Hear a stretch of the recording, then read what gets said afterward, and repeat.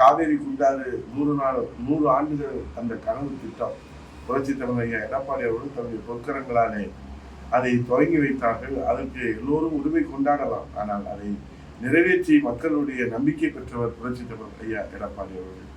அதே போல அத்திக்கடவு அவிநாசி திட்டம் 60 ஆண்டு கால கனவு திட்டத்தை நிறைவேற்றினார். சரபங்கா திட்டம், அதை விட ஒவ்வொரு கிராமத்திலும் இன்றைக்கும் அவர் மக்களுடைய விவசாயிகளுடைய இதயங்களிலே நிறைந்து வாழ்ந்து கொண்டிருக்கிறார் என்று சொன்னார். அதற்கு காரணம் குடிமராமத்து திட்டம். விவசாயிகளிலே பங்கேற்கிற அந்த குடிமராமத்து திட்டம்.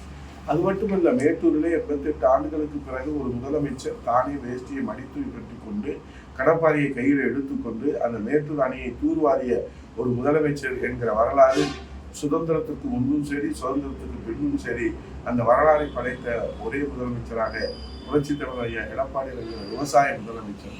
ஆகவே விளம்பரத்தாலே இன்றைக்கு விளம்பர முதலமைச்சராக இருக்கிற, விளம்பரம் தேடுகிற, வீட்டு மக்களுக்காக உழைத்துக் கொண்டிருக்கிற முதலமைச்சரை தந்தையாக பெற்றிருக்கிற உதயநிதி ஸ்டாலின் அவர்களுக்கு இங்கே மக்களுக்காக முதலமைச்சர், நாட்டு மக்களுக்காக உழைத்துக் கொண்டிருக்கிற புரட்சி தலைவர் ஐயா எடப்பாடியாரை பற்றி தெரியாதது பாவம் தான் என்றுதான் நாம் சொல்ல வேண்டும்.